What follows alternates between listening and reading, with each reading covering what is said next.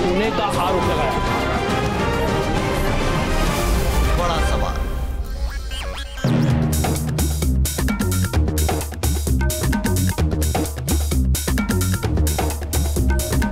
आप देख रहे हैं बड़ा सवाल। नमस्कार, मैं हूं अजय कुमार।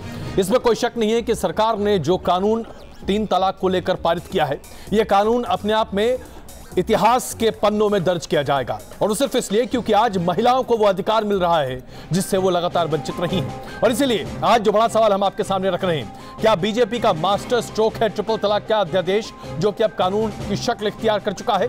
इसके साथ साथ जो बड़े मुद्दे हम आपके सामने उठा रहे हैं, महिलाओं को अधिकार देने वाले कानून के खिलाफ आखिरकार इस्लामिक समाज के मौलाना क्यों खड़े हो रहे हैं, क्यों बार बार इसे एक बहुत ही गलत नजरिए से प्रस्तुत करने की कोशिश की जा रही है? साथ ही साथ 2019 के लिए क्या Bharatiya Janata party soft secularism के रास्ते पर आगे बढ़ रही है? क्या ये भारतीय जनता पार्टी का चुनावी मंत्र है? और उसके साथ साथ तीसरा बड़ा सवाल जो हम आपके सामने रख रहे हैं, क्या मुसलमानों के एक बड़े वर्ग के लिए अब भारतीय जनता पार्टी अछूती नहीं रहेगी? ये बड़े मुद्दे हैं जो आज हम आपके सामने रख रहे हैं, और आइए शुरू करते हैं इस पर चर्चा। हमारे साथ कांग्रेस से प्रियंका चतुर्वेदी जी, निदा खान जी इस वक्त हमारे साथ मौजूद हैं, जो कि खुद एक ट्रिपल तलाक की विक्टिम है। डॉक्टर तस्लीम Rahmani, chairman Muslim personal council of India हमारे साथ हैं। विजय शंकर तिवारी जी हमारे साथ मौजूद हैं वीएचपी से। और अब से कुछ ही क्षणों में मौलाना साजिद रशीदी और शाजिया इल्मी भारतीय जनता पार्टी से हमारे साथ जुड़ेंगे। आप सबका स्वागत है। प्रियंका चतुर्वेदी जी, एक ऐसा कानून जो महिलाओं को उनका अधिकार देता है, उनके अधिकारों को सुनिश्चित करता है, इस कानून का विरोध आखिरकार कांग्रेस क्यों कर रही है?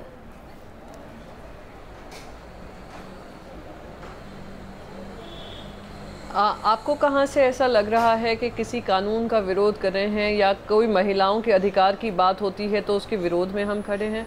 आज इस पूरे कानून को अगर हम महिलाओं के सशक्तिकरण के हिसाब से देखेंगे, ट्रिपल तलाक अबॉलिश करने के लिए हमने भी हाँ में हाँ भरी थी। हमने भी कहा था कि जहां महिलाओं का अधिकारों का हनन हो रहा होगा, वहाँ पे वो जो जिस वजह से हनन हो रहा है उसको खत्म करना जरूरी है जी। पर जो भी प्रक्रिया हो, सबको साथ लेकर, सबके सारे जो स्टेक होल्डर्स होते हैं उनको इन्वॉल्व करके होनी चाहिए।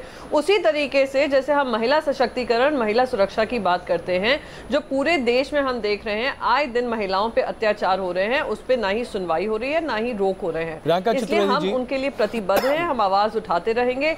आज एक ये कानून बना है, अब सरकार से उनकी जिम्मेदारी भी तय करवाएंगे। बिल्कुल। मैं एक टिप्पणी है जो खड़गे साहब की है वो अभी आपके सामने रख रहा हूं। उनका कहना यह है कि इस पूरे कानून को तैयार करने से पहले और इसके विधेयक पर चर्चा न होने की वजह से इसमें सभी पक्षों को मशवरा नहीं लिया गया, और ऐसे में इसमें कुछ कमियां हैं। कायदे से इसे सिलेक्ट कमेटी को भेजा जाना चाहिए था, लेकिन अब चूंकि कानून बन चुका है तो ये बात अलग है। यानी कि अभी भी यह माना जा रहा है, कांग्रेस के नेताओं का यह बयान है कि किसी भी तरीके से इस पर अभी सभी पक्षों से बातचीत नहीं हुई है, जो कि उचित नहीं है। यह क्या मतलब है? बिल्कुल बिल्कुल बिल्कुल सही मतलब है। जो मैंने आपको शुरुआत में ही कहा कि सारे पक्षों को साथ में लेकर, और सारे पक्ष से मैं सिर्फ राजनीतिक दलों की नहीं बात कर रही हूँ, वो मुस्लिम समाज भी जिनको अगर हम उनसे बातचीत करते एक सशक्त कानून बन सकता था।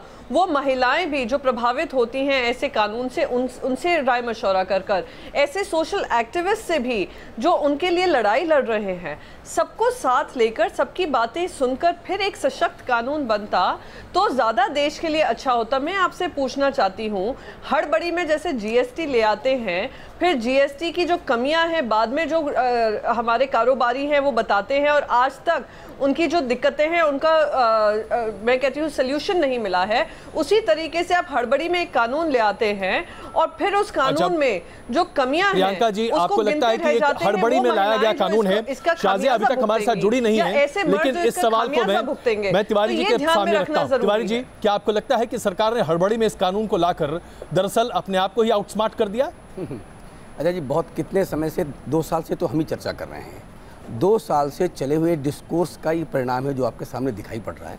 लेकिन बहन प्रियंका जो बात कर रही थी जी, तो अगर इनकी पार्टी का मोड देखते हैं, दिशा देखते हैं, तो जो शाहबानो केस था वहीं से देख लीजिए, उनका एक मोटो है, उस दिशा में वो चल रहे हैं। और राहुल जी तो सीधे सीधे मैं कहता हूँ कि वो मुस्लिम महिलाओं के साथ नहीं, मुस्लिम पुरुषों के साथ में हैं, और मैं जिस समाज की बात कर रहा हूँ, मैं जिस समाज में हमने परिवर्तन देखे हैं, उस समाज की बात क्या है कि हमारे यहाँ विधवा विवाह था, विधवा विवाह मना था, लेकिन एक बयार चली और लोग खड़े हुए, सारा समाज उनके साथ खड़ा हुआ।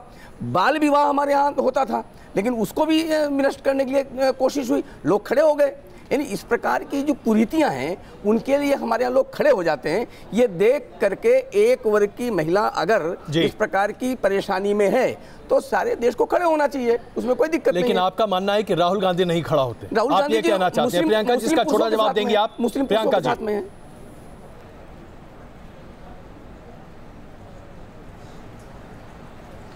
देखिए, ऐसा है कि विश्व हिंदू परिषद के लोग, राष्ट्रीय स्वयंसेवक संघ के लोग आकर उनकी क्या सोच है, क्या विचार हैं दूसरे वर्गों के बारे में, दूसरे धर्म के बारे में, दूसरी जातियों के बारे में, सब जानते हैं। और उनकी टिप्पणी तो हम सीरियसली लेंगे भी नहीं, क्योंकि उनका जो कलेश है वो इस बात का है कि हम आज बाकी सबके समर्थन में क्यों खड़े रहते हैं, हम क्यों मांग ये करते हैं कि सबका साथ होना चाहिए, सबका विकास होना चाहिए, क्यों हम ये मांग करते हैं कि सबसे विचार विमर्श कर कोई नया कानून लाना चाहिए, क्यों हम ये बात करते हैं कि संविधान को। प्रियंका जी, आपने जो अभी मुद्दा उठाया, अब शाजिया हमारे साथ जुड़ चुकी हैं। मुझे लगता है कि शाजिया इसका जवाब बेहतर दे सकती है। शाजिया, सम्मान पूर्वक काम होना चाहिए। जी विजय जी, प्रियंका बहन बयानबाजी कर ले राहुल गांधी जी के खिलाफ, कांग्रेस पार्टी के खिलाफ। अब देश भी देख रहा है कि हर। चलिए प्रियंका जी, जरा विजय जी को जवाब देने देता हूँ, उसके बाद मैं शाजिया के पास आ रहा हूँ। विजय जी, मैं इस बात का जवाब दे रहा था। प्रियंका बहन कह रही है हम सीरियसली लेते नहीं है। नहीं, आप सीरियसली क्यों लेंगे? आप 44 पे आ गए हैं और हमारे कारण आ गए हैं, तो हमें सीरियसली आपको लेना ही नहीं चाहिए। अगर सीरियसली लेंगे तो और खतरे में पड़ जाएंगे, मैं यही कहना चाहता हूं। अच्छा चलिए शाजिया, मैं आपसे ये जानना चाहता हूं, प्रियंका जी ये कह रही हैं कि अगर सभी पक्षों से मशवरा कर इस कानून को बनाया गया होता तो बेहतर होता। आज आप राजनीति कर रहे हैं, आप महिलाओं के उत्थान की बात नहीं कर रहे। शाजिया आलमी।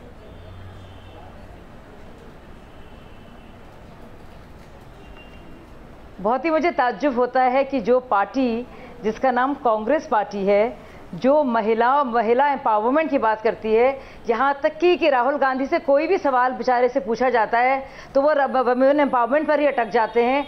वो पार्टी है जिसने शाह बानो मामले पर सुप्रीम कोर्ट के ऐतिहासिक फैसले को पलट दिया था और कहा था कि जो कुछ भी उस महिला को, एक बुजुर्ग मुस्लिम महिला को 300 रुपये महीने मिल रहे थे, उसको वो भी नहीं मिलने चाहिए, ताकि all India Muslim personal law board, जो कि इनके लिए वोट इकट्ठा करने का काम करता है, अपने को कहता तो है इस्लामिक बॉडी और एक एनजीओ है, उन्होंने खुद ही को अपॉइंट कर लिया है, लेकिन उनकी पकड़ पूरी तरह से मुसलमानों के वोटों पर थी और उनकी सोच पर भी थी।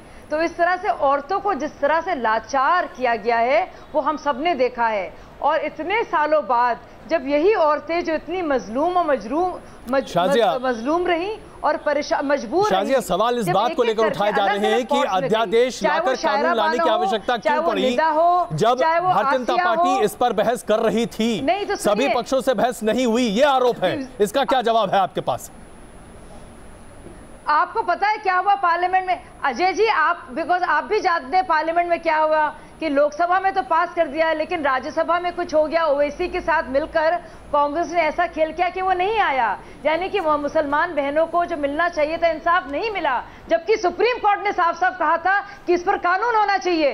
तो हम सुप्रीम कोर्ट प्रियंका जी, एक बहुत छोटा जवाब, उसके बाद हमारे पास और मेहमान हैं, मैं उनके पास जाऊंगा, लेकिन प्रियंका जी बहुत छोटा जवाब इसका प्लीज। राजीव गांधी की सरकार नहीं है, हम राजीव गांधी की सरकार नहीं है जिन्होंने ऑर्डिनेंस को यूज किया मुसलमान महिलाओं के खिलाफ जाने के लिए। उन्होंने ऑर्डिनेंस मुसलमान महिलाओं के खिलाफ जाने के लिए किया, हमने मुसलमान महिलाओं के हित में लाने के लिए किया। प्रियंका जी बताइए क्या राजनीति है और क्या महिला सशक्तिकरण है, और कौन मुसलमान बहनों के साथ है कि या फिर वोट बैंक पॉलिटिक्स के लिए? इसका जवाब दे प्रियंका जी। 3 मिनट जी प्रियंका, 3 मिनट में 100 बार एक ही स्टेटमेंट दोहराने से आप महिला सशक्तिकरण, महिला सम्मान नहीं कर सकती हैं।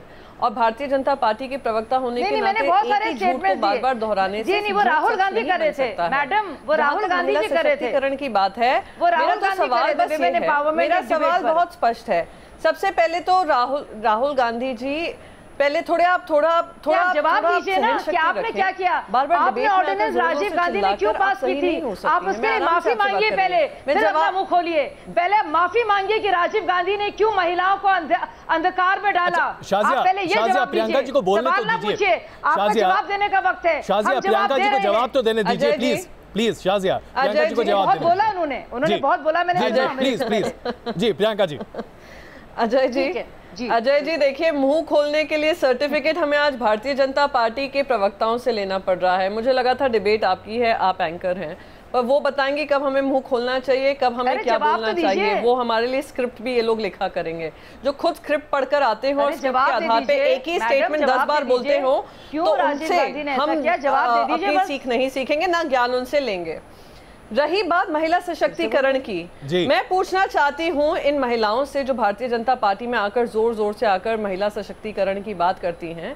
2014 के मैनिफेस्टो में और 2014 के पूरे कैंपेन में 2 वादे किए गए थे देश की महिलाओं के साथ। पहला वादा था की तो बात कीजिए, आप ट्रिपल तलाक से क्यों भाग गई मैडम? जैसे वो भी मैडम क्या हो गया? टीवी पे अपनी आवाज ना इतना जोर से उठाएं, संसद में आकर आवाज उठाएं और आवाज बुलंद करें। दूसरी बात हम कहना चाहते हैं कि आपने कहा था बहुत हुई महिलाओं पे, बहुत हुआ महिला पर ना रखी बात मोदी सरकार। हम आपसे बस पूछना चाहते हैं, हर राज्य में महिलाओं पे आए दिन अत्याचार होता है। आपके मैं क्षमा चाहता हूं आप दोनों से, मैं आप दोनों से क्षमा चाहता हूं। मुझे लगता है कि अब जरा और हमारे और पार्टिसिपेंट्स भी हैं। मैं आप दोनों से क्षमा चाहता हूं, हमारे और पार्टिसिपेंट्स भी हैं। आइए जरा वहां भी चर्चा को ले, जरा चर्चा का विस्तार करते हैं, जरा चर्चा का विस्तार करते हैं। मैं क्षमा चाहता हूं दोनों से, प्लीज प्लीज प्लीज। शाजिया जी और प्रियंका जी प्लीज, शाजिया जी और प्रियंका जी, शाजिया जी प्रियंका जी प्लीज। ये सिर्फ कांग्रेस और बीजेपी का मसला नहीं है, ये हमारे पूरे समाज से जुड़ा मसला है। इसलिए डॉक्टर तस्लीम रहमानी, मैं आपसे जानना चाहता हूं, आज ट्रिपल तलाक के इस कानून का विरोध मुस्लिम वर्ग बहुत बड़े पैमाने पर कर रहा है। सवाल यह उठता है कि यह विरोध क्यों रहमानी जी? आप लोगों को जवाब नहीं देना चाह रही है इस बात का। शाजिया जी और प्रियंका जी प्लीज प्लीज, आप दोनों से आग्रह है, निवेदन है आप दोनों से, प्लीज बात कर रही हैं। अगर ये थोड़ा सा अमन का माहौल कायम हो तो गुफ्तगू की जाए। नहीं, रहमानी जी, मैं इस मुद्दे की बात कर रही हूँ। शाजिया जी प्लीज, आपने अपनी बात रखी, अब जरा मुझे इस डिबेट को आगे बढ़ाने दीजिए। शाजिया जी, मैंने आपकी बात सुनी, प्लीज मैं आग्रह कर रहा हूँ जरा रहमानी जी गली में खड़े होकर खिड़कियों से लड़ने वाले हाथ अचा के लड़ाई है तो बात नहीं हो सकेगी। जी रहमानी जी प्लीज बोलिए। देखिए, हम लोगों ने सुप्रीम कोर्ट के फैसले का, जिसमें उन्होंने इंस्टेंट ट्रिपल तलाक को स्टक डाउन किया था, हमने उसका इस्तकबाल किया। मुस्लिम पर्सनल लॉ बोर्ड इससे पहले जो एफिडेविट दे चुका था उसकी शदीद मुखालफत की, और जो सुप्रीम कोर्ट ने हुक्म दिया था सरकार को कि उस सिलसिले में कानून बनाया जाए, उसकी भी हमने समर्थन किया। लेकिन कानून बनाने की इस मुल्क में एक प्रक्रिया है, पार्लियामेंट्री डेमोक्रेसी है। इस डेमोक्रेसी में जब भी हम कोई बिल पार्लियामेंट में लाते हैं तो उसका एक ड्राफ्ट आता है लॉ मिनिस्ट्री की तरफ से, वो पब्लिक डिबेट में जाता है, वो फिर किसी उस प्रक्रिया का पालन हुआ है, कैबिनेट में आता है और फिर पार्लियामेंट, लोकसभा ने इसे पारित किया, राज्यसभा ने पारित नहीं किया। ये पूरा प्रोसीजर फॉलो नहीं हुआ। नहीं अजय जी, ये प्रोसीजर फॉलो नहीं हुआ। लॉ मिनिस्ट्री से सीधे कैबिनेट आया और कैबिनेट से सीधे पार्लियामेंट आया और एक दिन के अंदर अंदर लोकसभा में उसको पास कर दिया गया विदाउट अमेंडमेंट। राज्यसभा में जो अमेंडमेंट आए उन अमेंडमेंट का कोई जिक्र नहीं है। हम आज भी कानून के हक में हैं, हम आज भी इस हक में हैं कि कानून आए, लेकिन जो अमेंडमेंट है, जो कम्युनिटी रिप्रेजेंटेटिव है, जो कंसर्न है, जो स्टेक होल्डर्स है, उनसे कुछ तो मशवरा कर लीजिए। अगर आप नहीं करके और पार्लियामेंट में नाकाम हो जाने के बाद ऑर्डिनेंस के जरिए आते हैं, इससे बड़ा स्टेक होल्डर और कोई क्या हो सकता है जब कोई खुद तलाकशुदा महिला इस मुद्दे को लेकर आगे खड़ी हो। निदा खान जी इस वक्त हमारे साथ हैं। तरीका कार इख्तियार किया वो गलत है। रहमानी साहब, निदा खान जी से ज्यादा इस मामले को किसी ने नहीं झेला होगा। ऐसी तमाम महिलाएं हैं जो इसे आज झेल रही हैं। निदा खान जी, आज ये कानून आपके हक को आपको दिलाता दिखता है, महिलाओं के हक को दिलाता दिखता है, या कानून दरअसल प्रक्रिया नहीं तथाकथित तौर पर उसका पालन हुआ इसलिए आपके हक को मारता है? निदा खान जी,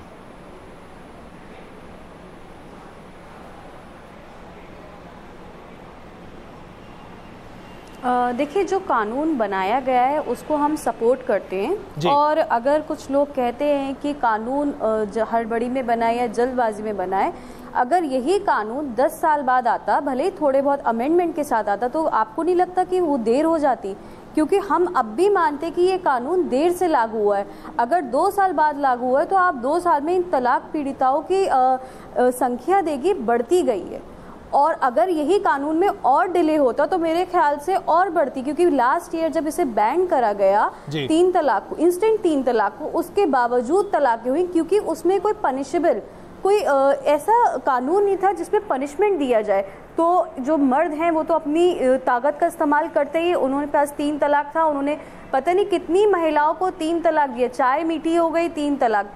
तो इतनी छोटी छोटी बातों पे 3 तलाक देना, औरत का घर बर्बाद कर देना, मेरे ख्याल से इस चीज़ पे विचार करना ज़रूरी था, और इस पे जल्द से जल्द कानून लाना भी बहुत ज़्यादा ज़रूरी था। बिल्कुल। और जो लोग विरोध कर रहे हैं, तो मेरे ख्याल से उनका विरोध सिर्फ इतना ही है कि 100 मीटर के दायरे तक है, उससे आगे उनका विरोध है ही नहीं।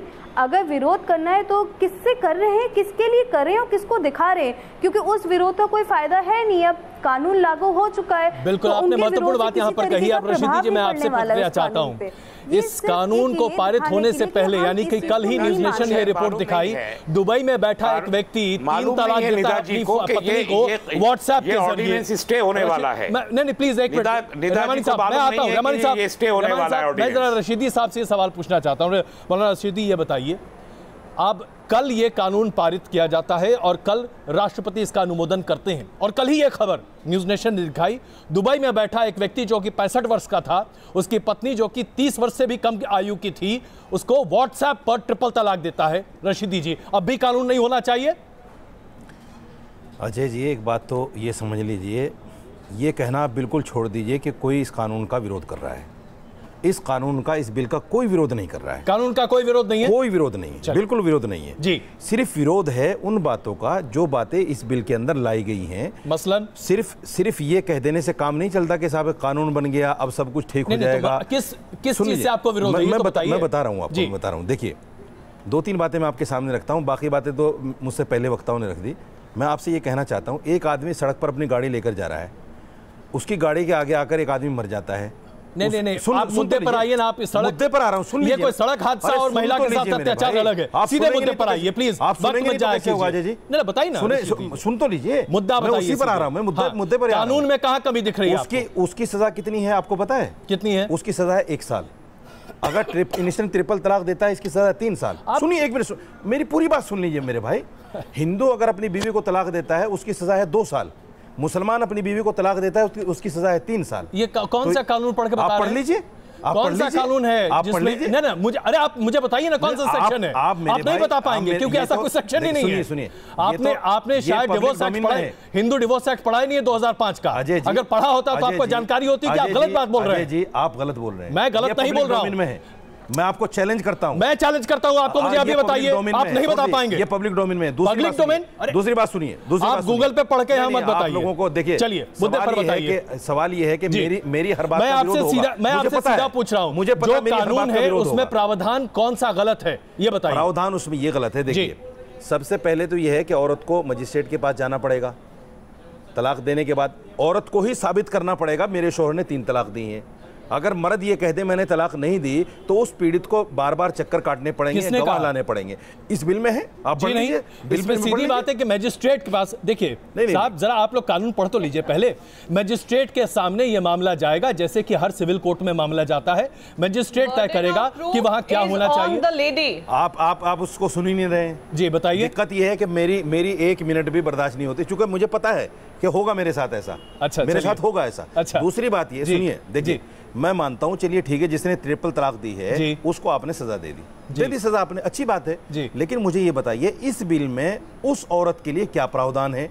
क्या उसके बच्चों का या उसके लालन पोषण का कहीं कुछ इंतजाम है? मैजिस्ट्रेट के पास ये अधिकार है। क्या अधिकार है? बिल्कुल वो तय करेगा कि उसको कितना मुआवजा दिया जाना चाहिए। इस बिल में मुझे बता दीजिए। बिल्कुल लिखा है। नहीं, आपने कानून मंत्री की बात ही नहीं सुनी। अच्छा सुनिए, उन्होंने स्पष्ट तरीके से इस बात को कहा है। आपकी बात का जवाब दे दूं जी। मुझे आप बताइए, एक रक्षा चलाने वाला आदमी, उसके पास प्रॉपर्टी नहीं है, एक झल्ली ढोने वाला, उसके पास प्रॉपर्टी, मजिस्ट्रेट तिवारी जी जो आपत्ति आज उठाई जा रही है, इसका मतलब अजय जी भागना नहीं, मैं कौन भाग रहा हूं, मैं कौन भागने वाला? मुझे बताइए इस बिल में क्या प्रावधान है, बताइए क्या प्रावधान है? तिवारी जी, तिवारी जी मुझे रशीदी जी जिस आधार पर कहने चाह रहे हैं वो ये कहते हैं कि आप ट्रिपल तलाक दे सकते हैं, बिल्कुल दे लीजिए, कोई दिक्कत नहीं कह रहा हूं कि दे सकते हैं। बिल्कुल आप यही कहना चाह रहे हैं। आप मेरे ऊपर इल्जाम मत लगाइए तिवारी जी। मैंने ये कहा कि हम ट्रिपल तलाक के पहले भी खिलाफ थे और बिल के हक में हैं, लेकिन औरत को इस बिल में क्या मिला वो मुझे सरकार समझा दे, शाजिया इल्मी समझा दे, ये आप समझा दीजिए। औरत को क्या मिला? औरत तो जो की तो खड़ी है बेचारी। अभी तिवारी जी और शाजिया आपको समझाती हैं। तिवारी जी प्लीज। दरअसल ये कुतर्क है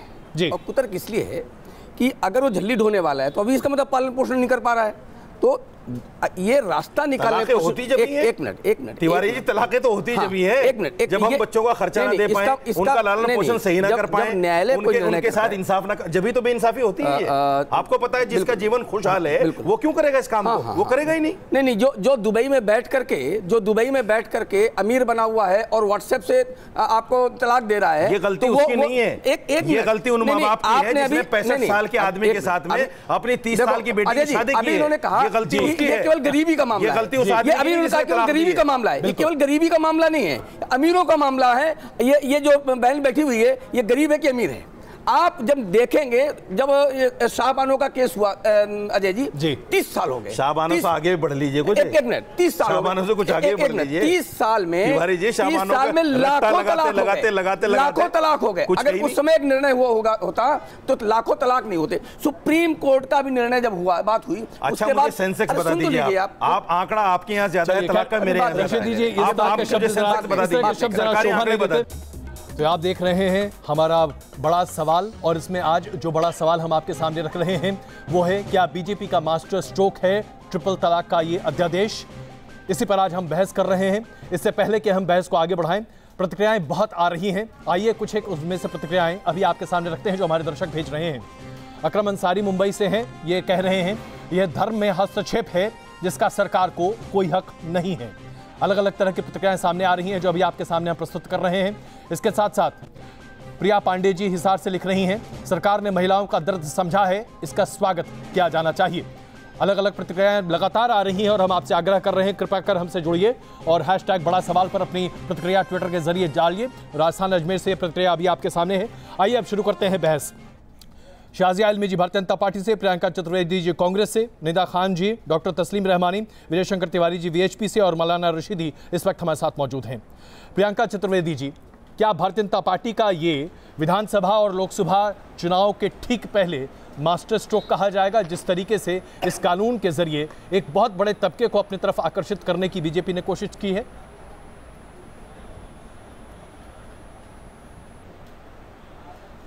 देखिए, जब भी मास्टर स्ट्रोक की बात आती है, मास्टर स्ट्रोक से मुझे पाकिस्तान पे भी उनका जो रवैया रहा था, शुरुआत में हर मीडिया चैनल उसको मास्टर स्ट्रोक बताते थे और फिर उसके बाद क्या हुआ है सब जानते हैं, देश जानता है। जहाँ तक मास्टर स्ट्रोक की बात होगी, मास्टर स्ट्रोक महिला के अधिकार, महिला के सम्मान, महिला का सशक्तिकरण का वादा करने वाली सरकार जो 2014 से सरकार बनाई हो, 2018 में आ गई हो, ना महिलाओं का सम्मान दे पा रही हो, ना उनके अधिकार दे पा रही हो, ना सशक्तिकरण कर पा रही हो। मैं आपसे जाति धर्म के आधार पर नहीं बोल रही, एक महिला होने के नाते मैं पूछना चाहती हूँ, आज जो आपने 4 साल पहले देश की जनता को और देश की 50% आबादी को वादा किया था, क्या आप उसको पूरा करने में कामयाब हुए? मैं नरेंद्र मोदी जी और उनके सारे प्रवक्ताओं से पूछना चाहती हूं कि आज आए दिन महिलाओं पे अत्याचार बढ़ते जा रहे हैं, महिलाओं पे रेप बढ़ते जा रहे हैं, क्या नरेंद्र मोदी जी ने इसका संज्ञान लिया? क्या आज हरियाणा के से मुख्यमंत्री हो या उत्तर प्रदेश के मुख्यमंत्री हो या इनकी भाजपा और पीडीपी की कश्मीर में सरकार रही हो, या आप महाराष्ट्र में आ जाएं, या आप राजस्थान चले जाएं, या आप मध्य प्रदेश चले जाएं, कहीं एक ऐसी जगह है जहाँ महिला अपने आप को सुरक्षित, तो यानी कि आपको लगता है कि ये किसी भी तरीके से बीजेपी का महिला के प्रति एक सकारात्मक रुख नहीं है? शाजिया इल्मी जी, जो उनकी प्रवक्ता है, महिला है, 33% रिजर्वेशन का वादा करने वाले शाजिया इल्मी जी, मोदी ने राहुल गांधी जी के लेटर का जवाब जी मैं यही कहना चाह रही थी, देखिए प्रियंका जी बेचारी पिछली बार भी मुझे इनको मौजू बताना पड़ा, मैं इनसे फिर से मौजू बता दूं।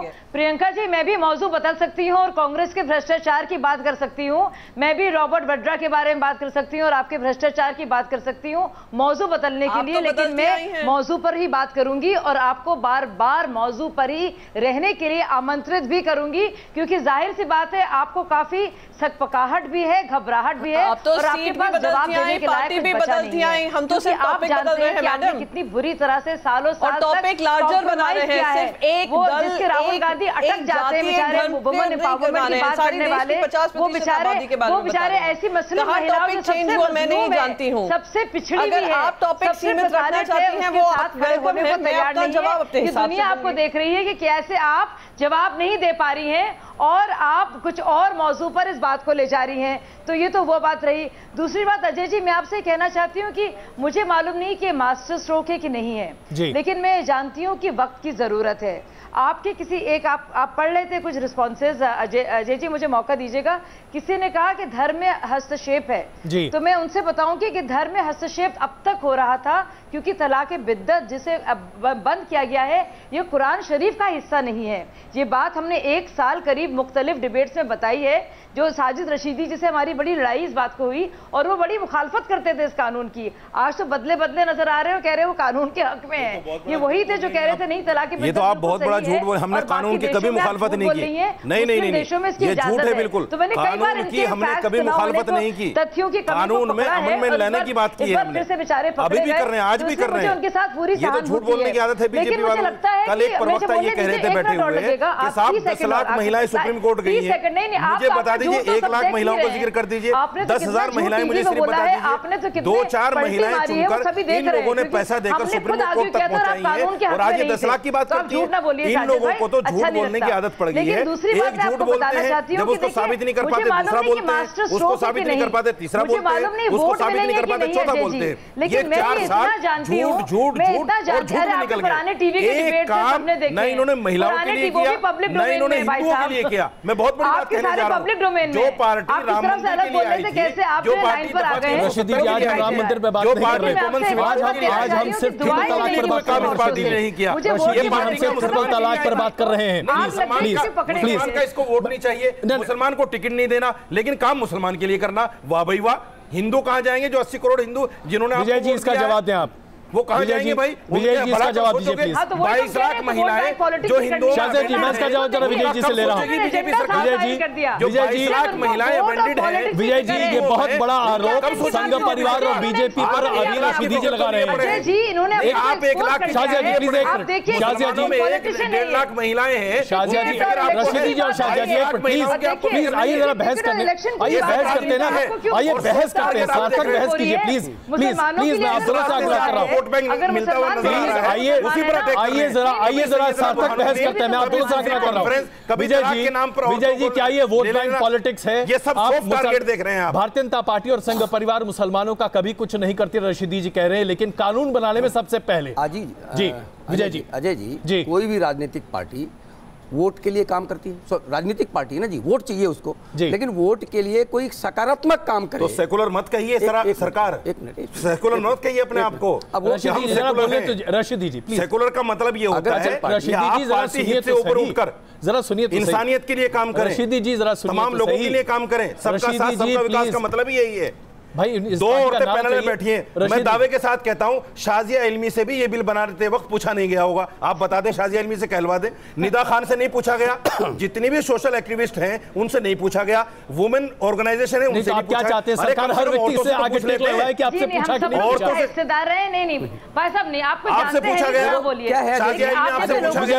ईमानदारी से बताइए विजय जी, क्या आप उस कमेटी के अंदर थी? पता नहीं है ना बिल के बारे में ना कानून के बारे में, आप खुद ही पलटी लेते हैं। बनाने के लिए जो कमेटी बनी थी उसमें है। प्लीज एक मिनट विजय जी, रशीदी जी निदा खान से भी पूछा गया बिल कैसा बने, तो फिर कैसे एमजे अकबर ने कहा कि वास्तव में इस्लाम को खतरा नहीं है, ये मौलवियों का बता दीजिए ना, मौलवियों की जान खतरे में, करोड़ों लोग देख रहे हैं। अभी आपसे पूछा गया क्या? अच्छा प्लीज मैं आप दोनों से आग्रह कर रहा हूँ विजय जी प्लीज। अभी एमजे अकबर साहब ने जब कहा था वो बात मुझे ध्यान में आगे भी जो चर्चा हो रही है कि उन्होंने कहा कि वास्तव में इस्लाम खतरे में नहीं है, इस सारे मामले में मौलवियों की दुकान खतरे में है। अब ये बताइए, एक हिंदुत्व की बात करने वाली पार्टी अगर मुस्लिम महिलाओं की बात कर रही है तो सेकुलरिज्म इसमें बढ़ता है कि घटता है? इनकी दृष्टि देखिए, इनकी दृष्टि देखिए। रशीद जी एक मिनट, मैं डॉक्टर रहमानी से इसका रशीद जी एक मिनट, नहीं प्लीज एक मिनट, डॉक्टर रहमानी से इसका जवाब लूंगा मैं। डॉक्टर रहमानी, आप बहुत शांति से सारी बातें सुन रहे हैं, अभी जो बातें विजय जी ने कही हैं उसका जवाब मैं आपसे चाहता हूं। डॉक्टर रहमानी। देखिए, मैं बहुत कॉन्फिडेंट हूं जी कि गवर्नमेंट की फ्यूटाइल एक्सरसाइज है, अगले एक हफ्ते में ये इसका कोई इफेक्ट बाकी नहीं रहेगा। एक बात। दूसरी बात, जहाँ तक मास्टर स्ट्रोक की आप बात कर रहे हैं, मास्टर स्ट्रोक तो बीजेपी ने क्या, आरएसएस ने चल दिया है बीजेपी के ऊपर। और पिछले 3 दिन में मोहन भागवत जी ने जो मास्टर स्ट्रोक चला है वो ये बता दिया कि उनकी प्रायोरिटी में बीजेपी अभी नहीं रही है फिलहाल, अब कांग्रेस उनकी प्रायोरिटी में आ गई है। ये तो बहुत क्लियर मैसेज दे दिया। तो अब ये इस किस्म के ऑर्डिनेंसेस लाके, जिनको वो जानते हैं, खुद सरकार जानती है कि अगले एक हफ्ते के अंदर कोर्ट में ये चला जाना है, क्या ऑब्जेक्शन हो जाना है और इसके ऊपर स्टे हो जाना है और उसके बाद फिर पार्लियामेंट में आना है। तो ये एक पॉलिटिकल गिमिक है, पॉलिटिक्स एक बूमेरिंग इफेक्ट चाहती है पार्टी।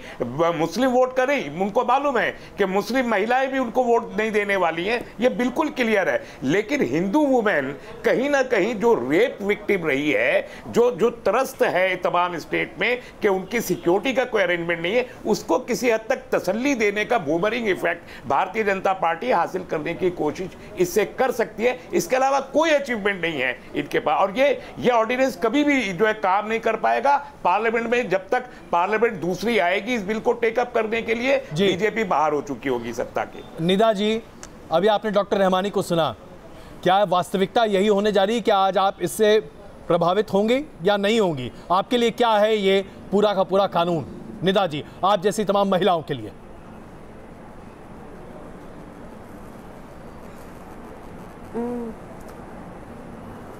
देखिए, जो 3 तलाक पीड़िताएं हैं, तो जिन्होंने ये सब सहा है, उनके लिए मेरे ख्याल से ये बहुत बड़ी बात है कि अगर उनके शौहर को तलाक मतलब जेल हो, एक पनिशमेंट हो, तो ये बहुत बड़ी चीज़ है। क्योंकि आज तक जितनी औरतें थी, पीड़िताएं थी, उन आदमियों के साथ कुछ नहीं होता था। एक मुकदमा 498 का लिखा जाता था और बात ख़त्म हो जाती थी, क्योंकि 498 एक ऐसा मुकदमा है कि उसमें कोई ज़्यादा ख़ास कार्रवाई नहीं है, ठीक है। और रही इस कानून की बात, तो शुरू से ही मतलब कल से ही सबका यही कहना है कि उसका इम्प्लीमेंटेशन बहुत अच्छा होना चाहिए, क्योंकि ये एक बेहतरीन फैसला है मुस्लिम महिलाओं के लिए। तो इसका इम्प्लीमेंटेशन भी बहुत बेहतरीन तरीके से होना चाहिए। ग्राउंड लेवल पे लोगों को उनकी सुनवाई करनी चाहिए, क्योंकि जो भी कानून बनाया जाता है हमारे लिए वो बहुत बेहतरीन होता है, लेकिन जब हम नीचे स्तर पे आते तो उसको लागू करने का एक प्रॉपर तरीका नहीं होता है। तो देखा जाए तो इसका इम्प्लीमेंटेशन बहुत जरूरी है। अगर कोई विक्टिम कह रही है कि उसको तलाक हुआ है,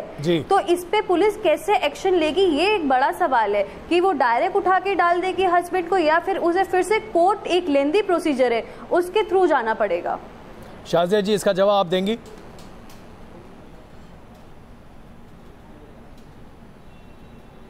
जी, सारे के सारे इसके प्रावधान जो वो बिल में प्रोविजन है उसमें, और केंद्रीय लॉ मंत्री ने भी इसके बारे में बताया है।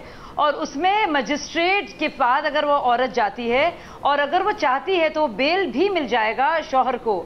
और दूसरी बात, अगर मर्द चाहते नहीं हैं कि वो जेल जाएं या डर भी नहीं चाहते हैं, तो वो तलाक बिद्दत ना दें। ना ही वो इस तरह से तलाक देंगे या औरतों को फेंकेंगे, ना ही कोई जेल का डर उन्हें सताएगा।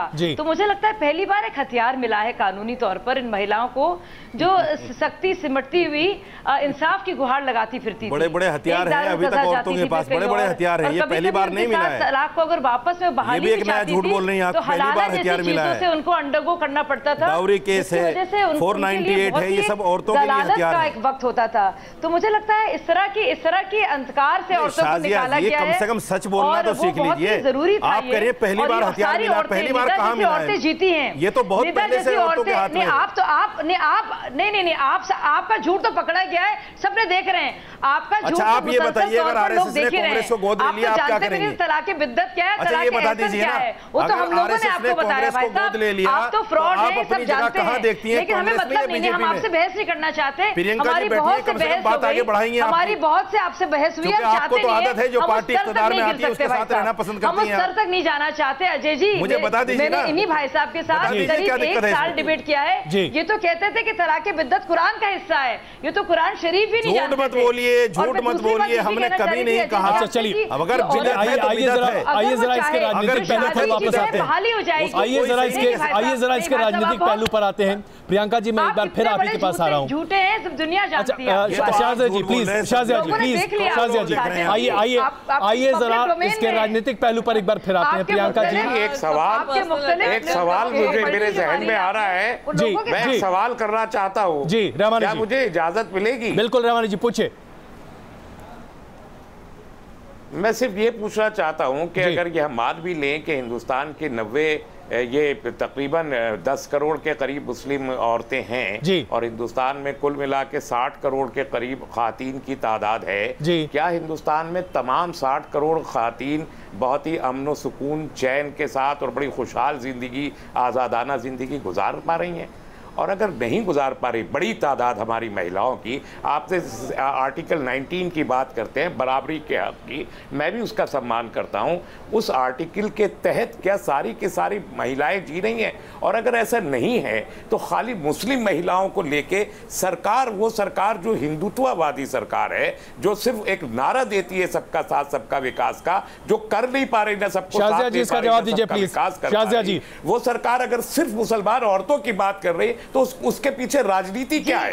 तो अजय जी, रहमानी साहब जी को बताना पड़ेगा कि एक महिला है शायरा बानो, और वैसे ही आसिया हैं, वैसे ही कई महिलाएं गई सुप्रीम कोर्ट, कई गई इलाहाबाद बेंच, कई गई लखनऊ बेंच, मुख्तलिफ बेंचेस के पास गई, क्योंकि 10-20 साल से ये औरतों को, क्योंकि कम्युनिटी के अंदर किसी तरह की मदद नहीं मिली, तो मारी मारी जो फिरी, इसलिए वो गई। देखिए, इस तरह का इल्जाम आप रशीद जी, किसी और धर्म की महिलाएं किसी और मशवरा पे नहीं गई है। देखिए क्या सिर्फ शायरा बानो गलत है? ये गलत है, ये गलत है। इस तरह का कोई और तो सबूत रखिए, या तो सबूत रखिए या इस तरह का इल्जाम मत लगाइए। आप भी गई है कुछ मामलात में कोर्ट में, क्या कोई और कोर्ट में नहीं गया? विजय जी, इस तरह का इल्जाम आपने सही है? ये जो 4 महिलाओं के आप नाम ले रही हैं, क्या हिंदुस्तान अजय जी, समस्या क्या है? और धर्म की कोई और अजय जी, समस्या क्या है जी? 10 करोड़ के देश में, दुनिया में बहुत सारे कम देश हैं 10 करोड़ के, और 10 करोड़ आबादी की स्वतंत्रता का विषय है। और ये 10 करोड़ आबादी की स्वतंत्रता पर भारतीय जनता पार्टी ने जो काम किया है, मुझे लगता है कि चाहे मौलाना साहब हो, चाहे रहमानी साहब हो, सबको उनके साथ खड़े होना चाहिए। बिल्कुल। आइए जरा, आइए, ये इस तरीके से आप पूरी बहस को डाइवर्ट मत कीजिए आप लोग, प्लीज। रहमानी साहब, मैं आपसे भी आग्रह करूंगा, देखिए चाहे छोटा तबका हो या बड़ा तबका हो, इंसाफ हर किसी को मिलना चाहिए। रहमानी साहब, मैं समझ चाहता हूँ, ना रहमानी साहब, ये बात जरा आपकी थोड़ी सी नाजायज है, हर व्यक्ति को मौका मिलना चाहिए, लेकिन आइए जरा इसके राजनीतिक पहलू पर एक बार वापस चर्चा भारतीय जनता पार्टी को। नहीं, प्लीज रहमानी साहब, भाषा की मर्यादा, भाषा की मर्यादा प्लीज, भाषा की मर्यादा प्लीज। जुल्म करने वालों पे प्रियंका जी, प्रियंका जी, प्लीज मुझे प्रियंका जी को सम्मान, प्रियंका जी अभी आपने, मैं प्लीज एक सेकंड, मुझे रशीद दीजिए इस डिबेट को मुझे कंडक्ट करने दें। और रहमानी जी, मैं आपसे भी आग्रह कर रहा हूँ, प्लीज एक मिनट, शाजिया एक minute, Shazia ji please please Rahmani साहब, यशोदा बहन, रहमानी साहब प्लीज, मैं क्षमा चाहता हूँ, इस तरह की व्यक्तिगत बातें मत कीजिए प्लीज, ये गलत बात है, मैं क्षमा चाहता हूँ। भाषा और व्यक्ति, भाषा नियंत्रित तो होनी चाहिए और व्यक्तिगत बात हम नहीं करेंगे, पर ये नहीं हो सकता, मैं क्षमा चाहता हूँ। आइए प्लीज रशीद जी, मैं क्षमा चाहता हूँ, गलत बात मत कीजिए, गलत बात मत कीजिए, नहीं प्लीज, कोई पक्षपात की बात नहीं, आपको दिक्कत नहीं, मुझे दिक्कत है, मुझे दिक्कत है, बस चलिए, मैं कहता हूँ मुझे दिक्कत है, व्यक्तिगत आरोप नहीं लगेंगे। रशीदी जी, आप प्लीज मत चुप, नहीं बिल्कुल नहीं, मैं किसी तरीके से व्यक्तिगत तौर नहीं लगने दूंगा। प्रियंका चतुर्वेदी जी, प्रियंका प्लीज रशीद दीजिए, आप चुप रहे। प्रियंका चतुर्वेदी जी, मैं आपसे सवाल पूछना चाहता हूं, और हिंदू औरतों को आप प्लीज चुप रहिए। रशीद जी, मुझे मुद्दे पर बात करने दीजिए, मुझे मुद्दे। प्रियंका चतुर्वेदी जी, मैं आपसे ये जानना चाहता हूं, मैं एक बार फिर आपसे ये सवाल पूछ रहा हूं, क्या इस पूरे कानून के पीछे राजनीति है जिसकी आशंका बार बार लगाई जा रही है? प्रियंका चतुर्वेदी जी।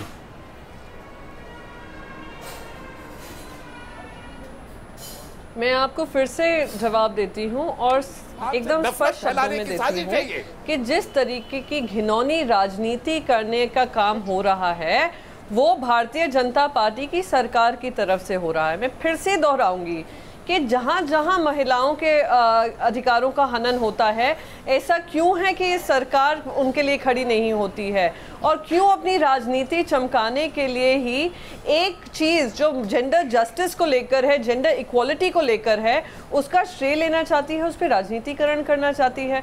तो अगर सही मायने में महिलाओं के अधिकारों की बात हो तो ऐसा क्यों नहीं हुआ कि इस पूरे लॉ में जो आपने लॉ बनाया है उसमें आपने ये नहीं, मुआवजा कितना मिलेगा महिला को वो नहीं तय करते हैं, डिफाइन नहीं करते हैं कौन करेगा, कौन उनका उनके मेंटेनेंस को पे करेगा, ये तक हमें नहीं पता है। वो जज करेगा, ज्यादा मैं दिक्कत मानती हूँ इस बात में। वो जज करेगा मेंटेनेंस। इसका जवाब शाजिया को देने दीजिए। रशीद जी, इसका जवाब शाजिया को देने दीजिए प्लीज। वो मजिस्ट्रेट तय करेगा। बात कर रही है, आप उससे हिस्सेदार हैं। गाइडलाइंस क्या है? प्रोविजन होता है, गाइडलाइन होती है भाई। आपने जैसे 3 साल का प्रोविजन, आपने जज पे क्यों नहीं छोड़ दिया? आपने 3 साल की सजा का प्रोविजन किया है, वो आपने जज पे क्यों नहीं छोड़ दिया? आप मुआवजा जज पे छोड़ देंगे, सजा का प्रोविजन आप तय करेंगे। ये कौन सी डिस्क्रिपेंसी है? क्योंकि आपके पास कोई तर्क नहीं है। अरे आपके पास कोई तर्क नहीं है। आप सजा आप तय करेंगे, मुआवजा जज तय करेगा। बताइए तैयार है। अच्छा प्लीज रहमानी साहब, जरा रहमानी साहब प्लीज जरा शाजिया का जवाब तो सुन लीजिए पहले सरकार का पक्ष तो सुन लीजिए। आप तकलीफ हो जाती है, कोई गाइडलाइन छोड़ दे रहे हैं, सजा का प्रोविजन दे रहे हैं। रहमानी साहब सरकार ने कानून क्यों लाया, इसमें जरा बात तो सुन लीजिए पहले। लेकिन जब मैं बोलती हूँ मुझे बोलने नहीं देते। आप देख रहे हैं और मुस्लिम महिलाओं के लिए नहीं, आप सारी महिलाओं के लिए लाइए, पूरे देश की महिलाओं के लिए लाइए, एक कॉमन बिल लाइए महिलाओं के लिए। तलाक हो जाए जिनको ना बात करने की तमीज है, बोलने वाला कोई नहीं है। वो शीट और किसी की घिनौनी बात कर रही है, बैठी रही। वो शीट रशीदी मैं इशू पे बात कर रही हूँ। घिनौना का काम वो होता है जो अपनी कॉन्स्टिट्यूएंसी एक ही पार्टी में बदलते हैं। घिनौना का काम वो होता है जो पार्टी ही बदल लेते हैं। घिनौना काम तो वो होता है जब भ्रष्टाचार के लिए स्टेट संभालती है, मुसलमान है, पार्टी से जुड़कर भ्रष्टाचार उस पे चुप रहती है। घिनौना काम आप करती है, दूसरों को घिनौना बोलने का सर्टिफिकेट दे रही है। और आप इन लोगों के साथ हैं, मर्दों के साथ जो इतनी गंदी बातें कह रहे हैं कि वो औरत खरीदी हुई है, आप उनका साथ दे रही हैं और आपके मुंह बिल्कुल बंद है। पहले अपनी बड़े एहतराम से जुबान पे ताला लगाएं। जिस तरीके की बातें करती है, जिस तरीके की भाषा का आप इस्तेमाल करती है, भ्रष्टाचार रोती रही सारे चुनावी रैलियों में, और आज पूरे देश के साथ भ्रष्टाचार हो रहा है, रफेल हो रहा है, मल्ला हो रहा है, नरेंद्र मोदी हो रहा है, नीरव मोदी हो रहा है, उसमें मुंह पे ताला बंधा हुआ है। चलिए मैं क्षमा चाहता हूं, मुझे लगता है कि हम इस बहस को यहीं खत्म करना पड़ेगा। लेकिन मैं आप सबों से एक बार फिर आग्रह करता हूं, भाषा की मर्यादा अपने आप में बहुत महत्वपूर्ण है, कृपा करके इसे जरूर बरकरार रखें। मैं क्षमा चाहता हूं, वक्त हमारे इस बहस के लिए यहीं खत्म हो रहा है। मैं क्षमा चाहता हूं, इस बहस को हमें यहीं खत्म करना पड़ रहा है। लेकिन इसमें कोई दो राय नहीं है कि कम से कम एक पहल तो जरूर हुई है। संशोधन अपने आप में किया जा सकता है अगर दिक्कतें हैं तो, लेकिन पहल जरूर होनी चाहिए। जहां भी अत्याचार हो उसके खिलाफ आवाज जरूर उठनी चाहिए। छूने का आरोप लगाया